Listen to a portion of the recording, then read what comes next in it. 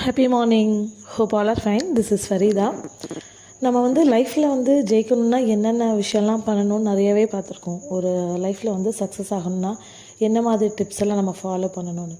So இந்த ஆடியோவில் நான் சொல்கிறது, இந்த 2 விஷயம் இருந்தால் நம்ம லைஃப்பில் முன்னேறவே முடியாது. இந்த 2 விஷயமே ஒரு மனுஷனுக்கு ஒரு மிகப்பெரிய எதிரி.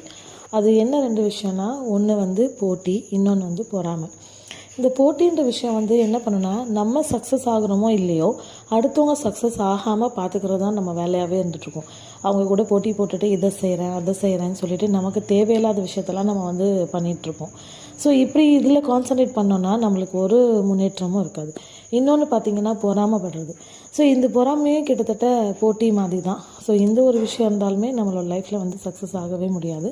இந்த 2 விஷயத்தையும் நம்ம ரிமூவ் பண்ணிவிட்டு எல்லாரோடையும் ஃப்ரெண்ட்லியாக நம்மளுக்கான விஷயத்தை நம்ம ஃபோக்கஸ் பண்ணி முன்னேறி போயிட்டே இருந்தோன்னா நம்ம லைஃப்பில் நிறையவே சக்ஸஸ் ஆகலாம். That's 1 minute. See you tomorrow.